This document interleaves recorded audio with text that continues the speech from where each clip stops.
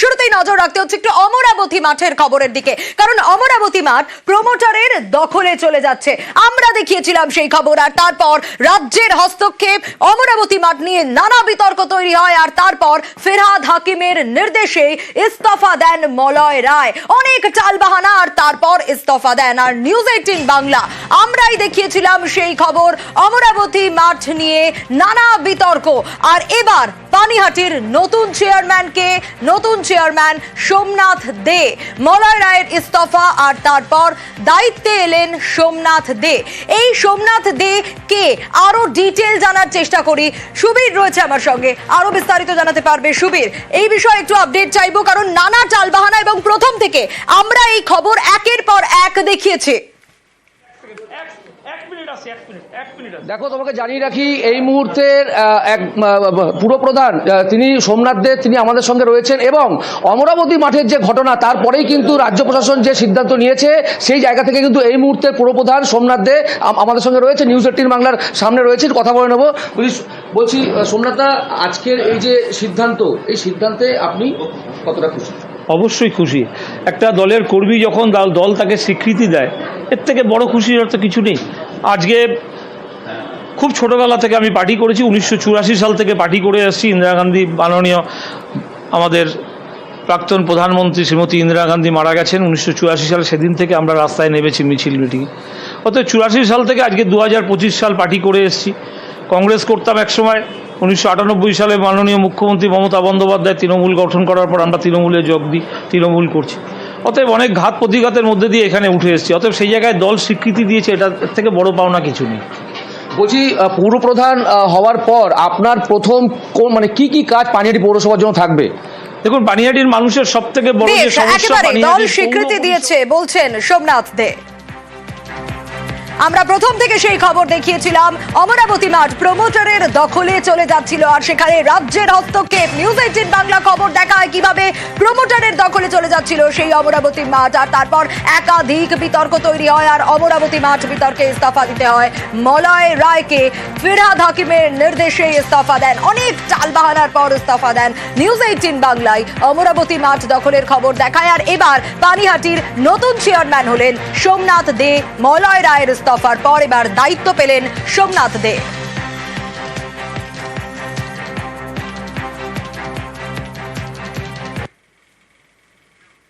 নজর রাখতে হবে এবার নদিয়ার গয়েশপুরের দিকে, কারণ সেখানে একেবারে তুলকালাম পরিস্থিতি।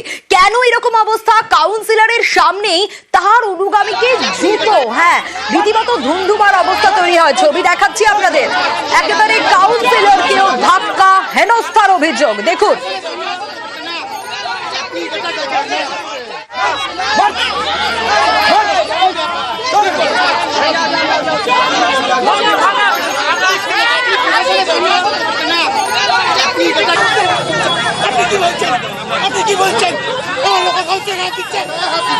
কিন্তু কেন এরকম পরিস্থিতি তৈরি হলো, চলুন রঞ্জিতের কাছ থেকে জানার চেষ্টা করি। রঞ্জিত, গয়েশপুরে এরকম তুলকালাম পরিস্থিতি কেন? সূত্রপাত ঠিক কোন জায়গায়? এখন কি অবস্থা? দেখো, গয়েশপুর 18 নম্বর ওয়ার্ডের ঘটনা, এবং যে রাস্তাটির পাশে ফুটপাথ তৈরি করার কাজ চলছিল, সেটি হচ্ছে ঝিলপার রোড বলা হয়। এই রাস্তা 18 নম্বর ওয়ার্ডে সেখানে খারাপ হচ্ছিল। কাউন্সিলরের অভিযোগ, সে পৌর প্রধান কোন রকম ওয়াক অর্ডার দেখাতে, যাতে কন্ট্রাক্টর যিনি রয়েছেন তিনি কোনো ওয়াক অর্ডার দেখাতে পারেননি। সেই নিয়ে তিনি যখন জানতে আসেন, তারপরেই বচসা শুরু হয়, এবং পৌর প্রধানের যারা অনুকূল রয়েছে তারাই অশান্তি সৃষ্টি করে, এবং তার যে কাউন্সিলর যিনি ছিলেন প্রসেনজিৎ, তাকে জুতো ছুড়ে মারা হয়, এবং কাউন্সিলর তাকে হেনস্থা করা হয়। এবং পরবর্তী সময় গয়েশপুর ফাঁড়ির পুলিশ এসে পরিস্থিতি নিয়ন্ত্রণ আনে। এই মুহূর্তে সন্দেহের পরিবেশ থাকলেও পুলিশ পিকেটিং রয়েছে। তবে যে ঘটনা ঘটেছে, একেবারে যে কাজ চলছে সেই কাজ নিয়ে, কাজের ওয়াক অর্ডার নিয়ে কিন্তু সূত্রপাত। এখনো পর্যন্ত সেই কাজ বন্ধ রয়েছে। তবে পৌরসভার পক্ষ থেকে জানতে পারা যাচ্ছে কাজের ওয়াক অর্ডার রয়েছে, যা কাউন্সিলর যেটা জানতে চাইছেন সেটা কিন্তু স্পষ্ট নয়। ফলে এই নিয়ে কিন্তু বাধা নেব, তারপর থেকে কিন্তু উত্তপ্ত পরিস্থিতি তৈরি হয়েছিল। বেশ রঞ্জিত, অশান্তিটা হচ্ছে আমার ওয়ার্ডে, গয়েশপুর পৌরসভা 18 নম্বর ওয়ার্ডের কাউন্সিলর আমি। আমার ওয়ার্ডে একটা অবৈধ কাজ হচ্ছে, তো অবৈধ কাজটা আমি খবর পাওয়া মাত্র এখানে ছুটে এসেছি। ছুটে আসার পরে এখানে যখন আমি বোঝাচ্ছি যে পৌর অ্যাক্ট অনুযায়ী যে নিয়ম আছে, সেই নিয়মটা আমাকে বলতে হবে। কারণ আমি যেহেতু ওয়ার্ডের কাউন্সিলর, আমি কৈফিয়ত চাইতেই পারি, কিন্তু কিছু মানুষ আমার পরে চড়াও হয়েছে। কারা করেছে সেটাও জানি না, কারা পাঠিয়েছে। কিছু মানুষ চড়াও করে আমাকে ধাক্কাধাক্কি করেছে। যাই হোক, প্রশাসনের দ্বারস্থ হয়েছিলাম, প্রশাসন এসছে, সেটাকে আমাকে ঠেকিয়েছে। প্রশাসনের জন্য আমার গায়ে এতটা করতে পারেনি, কিন্তু এখানে যে অবৈধ কাজ হচ্ছে সেই অবৈধ কাজ আমি হতে দেব না। আর এবার হাওড়ার দিকে নজর রাখতেই হবে, কারণ গতকাল থেকে আমরা দেখাচ্ছি কিভাবে ডাম্পিং গ্রাউন্ডে আবর্জনার পাহাড়, আর তাতে হাওড়াবাসীর একেবারে কিরকম পরিস্থিতি তৈরি হচ্ছে, জঞ্জালের চাপ, আর তাতে দফায় দফায় মাটিতে ধস। আর আজকের ছবিটা এটা, নতুন করে একেবারে ফাটল ধরেছে, বাড়িতে বাড়িতে ফাটল ধরছে, সেই ছবিও ধরা পড়ছে হাওড়া পুরসভার একাধিক এলাকায়। এই ছবি, রাস্তাঘাটের অবস্থা দেখুন কিভাবে ফাটল ধরেছে, দফায় দফায় মাটিতে ধসের ছবি, ভয়ানক অবস্থা। একেই এরকম পাইপলাইনে বিপত্তি, সেখানে সাধারণ মানুষ রীতিমতো নাজেহাল হয়ে যাচ্ছে। শুধু তাই নয়, বিধায়ক নির্দেশ দিচ্ছেন এলাকা ফাঁকা করার পর্যন্ত, কারণ সাধারণ মানুষ এই রকম ফাটল দেখে রীতিমতো আতঙ্কিত। তারা বুঝতে পারছেন না যে কি পরিস্থিতি হবে এরপর। জলের স্রোতে পুরো রাস্তা ফাটল ধরছে। আমি সকল মানুষকে, একটা অস্বাভাবিক ঘটনা ঘটছে, দেখুন রাস্তা পুরো ফাটল ধরছে। এই যে ভাগাড়ের চাপ, জলের স্রোতে পুরো রাস্তা ফাটল ধরছে। আমি সকল মানুষকে হাত জোর করে বলছি, আপনারা এই দিকটা কেউ আসবেন না। বন্ধ কর, সব দোকান বন্ধ কর, দোকান বন্ধ করো, দোকান বন্ধ করে চলে যায়। পুরো পুরো ফাটল ধরে যাচ্ছে, পুরো ফাটল ধরে যাচ্ছে। আর গতকালই ৮ নম্বর ওয়ার্ডের বেলগাছিয়ায় জলের পাইপে ফাটল ধরেছিল এবং এলাকা ফাঁকা করার নির্দেশ দিচ্ছেন বিধায়ক। এই মুহূর্তে ঠিক কি পরিস্থিতি, একটু রনকের কাছ থেকে ডিটেল আপডেট নেব। রনক, এখন কি অবস্থা, কি পরিস্থিতি? এলাকাবাসীর চোখে মুখে আতঙ্ক, তা স্পষ্ট বোঝা যাচ্ছে। সমাধান কি হবে?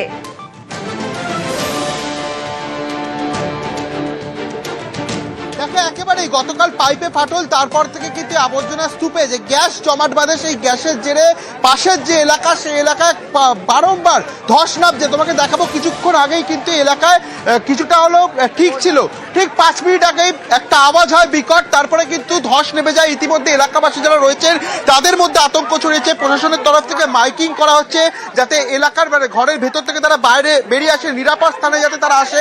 ইতিমধ্যে হাওড়া পুলিশের র্যাপিড অ্যাকশন ফোর্স এখানে নামা হয়েছে যাতে কোনো রকম ভাবে কোনো অপ্রীতিকর পরিস্থিতি তৈরি না হয়। সেক্ষেত্রে দফায় দফায় কিন্তু একেবারে ধস নামছে, কারণ পাশেই যে আবর্জনা স্তূপ, সেই আবর্জনা স্তূপে যে গ্যাস তৈরি হয়, সেই গ্যাসের জেরেই কিন্তু একবার মাটির নিচ থেকে একটা প্রেশার ক্রিয়েট হচ্ছে এবং তার প্রকৃতি কিন্তু গোটা এলাকা জুড়ে ধস নেমে গেছে। ইতিমধ্যে ক্ষতিগ্রস্ত প্রায় 10 থেকে 12টি বাড়ি ইতিমধ্যে ক্ষতিগ্রস্ত এই ধসের জেরে, এবং ইতিমধ্যে পুলিশ প্রশাসন রয়েছে, মাইকিং করা হচ্ছে তাদেরকে কোনোভাবে নিরাপদ স্থানে সরিয়ে ফেলা হয়। তোমাকে দেখাবো একেবারে যে পাশেই যে এলাকা, সেই এলাকাতে কিন্তু যে কটি বাড়ি রয়েছে সেই বাড়িগুলো ক্ষতিগ্রস্ত হয়ে আসছে, এবং এলাকাবাসী তাদের যে দাবি যে যত সময় এগোচ্ছে 5 মিনিট অন্তর অন্তর কিন্তু এরকম একটা বিকট শব্দ হচ্ছে, এবং এই যে মাটি তুমি দেখতে পাচ্ছ যে রাস্তা, কংক্রিটের রাস্তা একেবারে ওপরের দিকে উঠে এসছে, অর্থাৎ পাশে যে আবর্জনা স্তূপ, সেখানে যে গ্যাস একেবারে রনক, এবং যে ছবিটা আমরা দেখছি সত্যি ভয়ানক পরিস্থিতি। এলাকাবাসীর চোখে মুখে আতঙ্ক, তারা কি করবেন বুঝতে পারছেন না, কারণ সব থেকে বড় সমস্যা হয়তো তারা রয়েছেন। কি হচ্ছে স্যার জানি না আমরা, দেখো ওই নিচন দিয়ে ফাটছে। হ্যাঁ, ভয় তো অনেক লাগছে, বাচ্চাদেরকে নিয়ে আমরা কোথায় থাকবো, গরিব মানুষ কোথায় থাকবো আমরা। আজকে সকাল থেকে হঠাৎ দেখছি এইভাবে প্রত্যেকটা বাড়িতে, প্রতিটা রাস্তায় এরকম খুলে যাচ্ছে, অটোমেটিক দিয়ে ফেটে যাচ্ছে দেয়াল গাছ। প্রচুর ভয় আছে, সারা রাত আমাকে ঘুমাতে পারিনি। এই এলাকার সমস্ত লোক ভয়তে আতঙ্কের মধ্যে রয়েছে।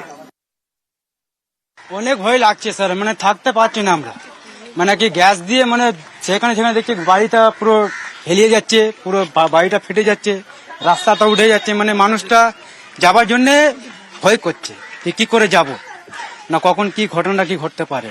রাত ভর ঘুমানো যাচ্ছে না, কারেন্টও নেই, জলও নেই, জল খেতেও পাচ্ছি না।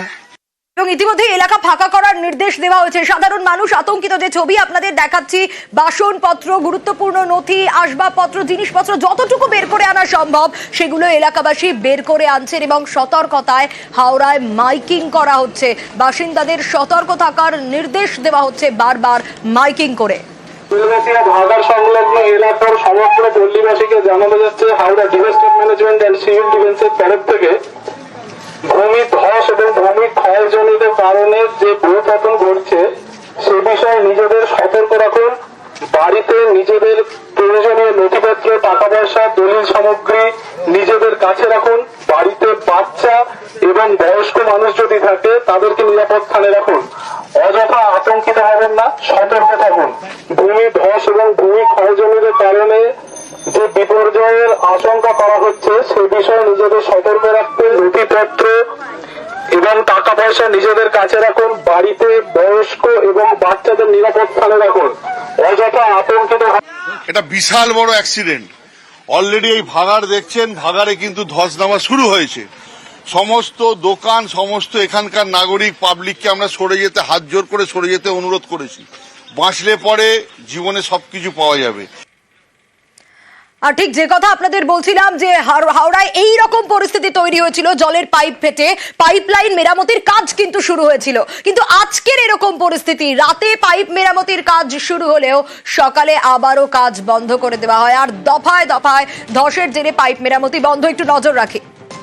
কেএমসি থেকে কিছু ট্যাঙ্কস নিয়ে আসতে হচ্ছে, তারপরে হুগলি থেকে 3-4টি মিউনিসিপ্যালিটি, এখান থেকে আমরা অ্যাডিশনাল ওয়াটার সাপ্লাই পিএইচই ডিপার্টমেন্টকেও আমরা রিকোয়েস্ট করছি। তার জন্য 2-3 দিন টাইম লাগবে এই জলের প্রবলেমটা একটু মেটাতে। তার মধ্যে আমরা সব ঠিক করে দেবো। এখানে যা অসুবিধা মানুষরা ফেস করছে ওটা আমরা আজকের মধ্যে যতটুকু তাড়াতাড়ি রিপেয়ার করে একটু ওয়াটার সাপ্লাইটা একটু করে দিতে পারি ওটা করব। কিন্তু ম্যাডাম, এই যে এটা কি অনুমান করা যাচ্ছে যে মিথেন গ্যাস বেরোবার জায়গা যেখান থেকে? দেখুন, ওগুলো এই মুহূর্তে কিছু খবর নেই। আমরা এটা আমরা একটু ইঞ্জিনিয়ারের সাথে টেকনিক্যালি কি একটু হচ্ছে, আমরা তারপরে আলোচনা করে যা ব্যবস্থা নেব। If you have to shift, আমরা আশেপাশে একটু স্কুলগুলো দেখবো, দরকার পড়ে আমরা ওনাদেরকে ওখানে একটু শিফট করে এখানে যা কাজ করার ওটা আমরা তারপরে শীঘ্রই করে দেবো। Thank you.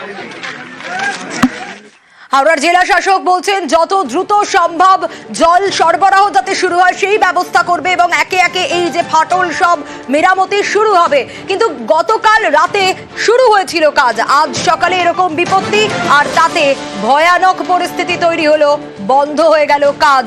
আরো ডিটেল জানাবে রনক সঙ্গে রয়েছে। রনক, দফায় দফায় ধসের জেরে আমরা দেখলাম যে পাইপ মেরামতির কাজ তো গতকাল শুরু হয়েছিল, কিন্তু সেই কাজ চালু রাখা গেল না, বন্ধ করে দিতে হলো, আর আজ এরকম ভয়ানক একটা অবস্থা। দেখো, একেবারে পাইপ মেরামতির কাজ তো দূরের কথা, এখন কিন্তু তাদের কাছে প্রথম যে কাজ সেটা হচ্ছে এই ধস কি করে রোখা যায়, যে বিষয়টি কিন্তু যিনি হাওড়ার জেলা শাসক পি দিত্যাপ্রিয়া তিনি ঘটনাস্থলে এসেছিলেন, তিনিও জানালেন যে এই যে গ্যাস উৎপন্ন হচ্ছে তার জেরে যে এই যে তুমি দেখছো কিছুক্ষণ আগেই ছোট ছোট যে বিস্ফোরণ হচ্ছে, অর্থাৎ যে মাটি উপরের দিকে উঠে আসছে এবং ফেটে যাচ্ছে কংক্রিটগুলো, এগুলো কিন্তু কোনো গ্যাস ভেতরে জমে রয়েছে, জমাট বাঁধার কারণেই কিন্তু এই ধরনের ঘটনা ঘটছে। এবং শুধু তাই নয়, যত সময় গড়াচ্ছে তত কিন্তু এই ধস একটা প্রবল আকার ধারণ করছে। একেবারে, এবং আরেকটা ছবিও ধরা পড়ছে যে ডাম্পিং গ্রাউন্ড থেকে ধোঁয়া বেরোচ্ছে।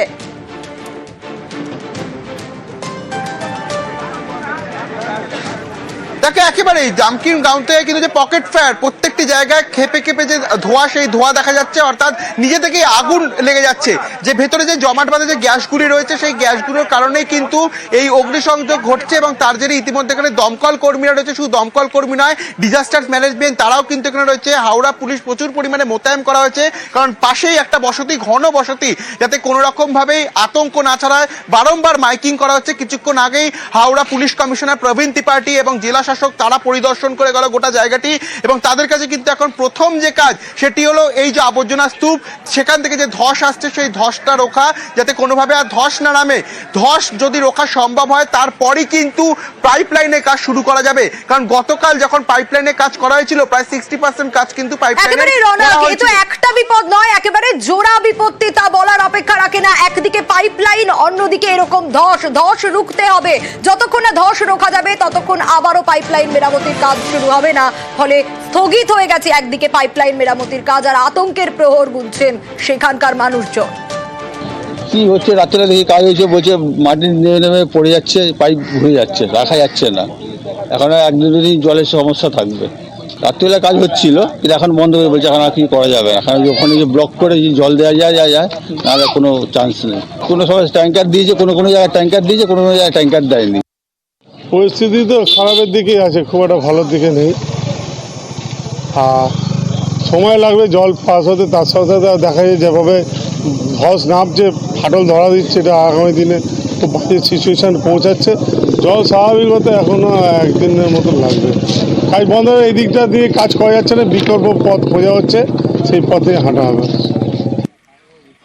কোনোভাবেই এখন জল সরবরাহ সম্ভব নয়, তার কারণ ইতিমধ্যেই পুরসভার তরফ থেকে চেষ্টা করা হচ্ছে ট্যাঙ্কার দিয়ে চেষ্টা করা হচ্ছে পরিস্থিতি নিয়ন্ত্রণে আনার, কিন্তু কোনোভাবেই তা এখনো অবধি সম্ভব হচ্ছে না। দ্রুত পাইপ মেরামতি কিভাবে সম্ভব তা খতিয়ে দেখছে পুরসভা, কিভাবে ধস আটকানো সম্ভব সেটাও খতিয়ে দেখা হচ্ছে পুরসভার তরফ থেকে।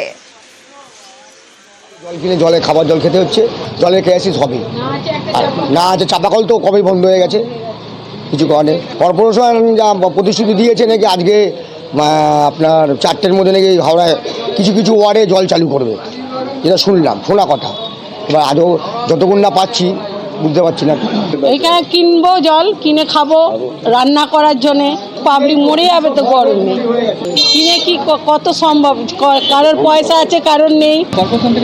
এই হ্যাঁ দিচ্ছে, এবার দূরে যারা থাকে তারা কি করে জানবে যে ট্যাঙ্কি এসছে?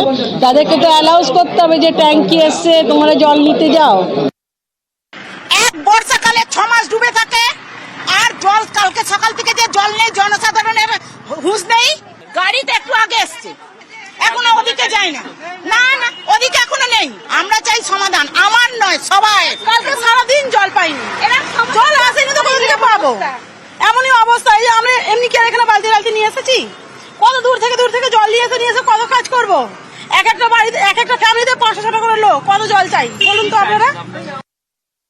এটা একটা বিশাল বড় কপাল দুর্ভাগ্য থাকলে এটা আমাদের হয় যে হঠাৎ করে ভাগাড়ে ধস নামতে শুরু করে দিচ্ছে। ধসের চাপ, এই যে কি বিশাল চাপ, সেটা আমরা নিজেরা ভুক্তভোগী দেখতে পাচ্ছি।